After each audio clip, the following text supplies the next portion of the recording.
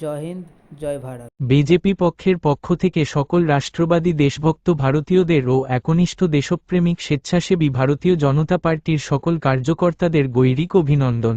উপস্থিত সকল কার্যকর্তা এবং সামনে বসে থাকা আমার প্রিয় পশ্চিমবঙ্গবাসী ভাই বোনেরা, আপনাদের জানাই সশ্রদ্ধ প্রণাম।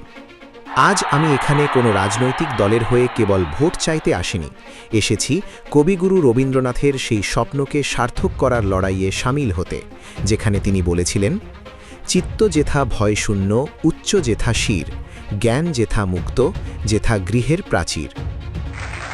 কিন্তু আজ কি আমাদের এই প্রিয় বাংলার মানুষ ভয়শূন্য চিত্তে বাস করতে পারছে? না। আজ চারদিকে দুর্নীতির যে ঘন অন্ধকার নেমে এসেছে, তাতে বাংলার সাধারণ মানুষের মাথা হেঁট হয়ে যাচ্ছে। যে বাংলার মাটি থেকে একদিন ভারতের নবজাগরণ শুরু হয়েছিল, আজ সেই মাটিতেই নিয়োগ দুর্নীতি থেকে শুরু করে রেশন দুর্নীতি, সব ক্ষেত্রে সাধারণ মানুষের হক কেড়ে নেওয়া হচ্ছে। ভাই ও বোনেরা, আমাদের সোনার বাংলা আজ ধুঁকছে। তরুণ তরুণীরা মেধার দাম পাচ্ছে না, রাস্তাঘাটে ঘুরে বেড়াচ্ছে চাকরির আশায়, আর যোগ্যদের জায়গা দখল করে নিচ্ছে দুর্নীতির কালো হাত। বিদ্রোহী কবি নজরুল ইসলাম লিখেছিলেন, অসহায় জাতি মরিছে ডুবিয়া, জানে না সন্তরণ, কাণ্ডারি আজ দেখিব তোমার মাতৃমুক্তিপণ। আজ সময় এসেছে সেই কাণ্ডারি হওয়ার। ভারতীয় জনতা পার্টি সেই সংকল্প নিয়েই আপনাদের দরবারে এসেছে। আমরা চাই এমন এক বাংলা যেখানে শিল্প কলকারখানা গড়ে উঠবে, যেখানে কৃষকের ঘরে হাসি থাকবে, আর যুবকদের কাজের সন্ধানে অন্য রাজ্যে পরিযায়ী শ্রমিক হয়ে যেতে হবে না।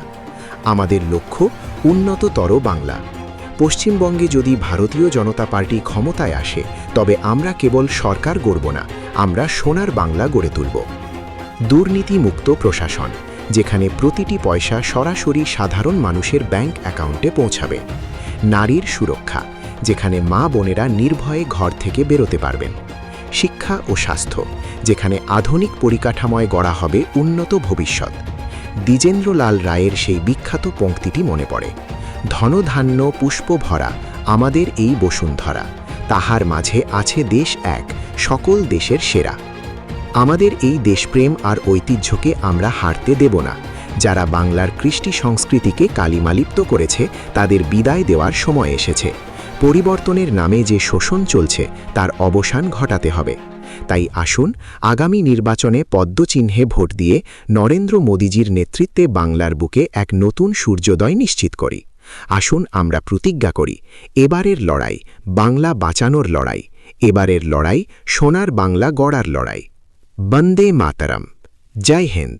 ভারতীয় জনতা পার্টি জিন্দাবাদ। বিজেপি জিন্দাবাদ।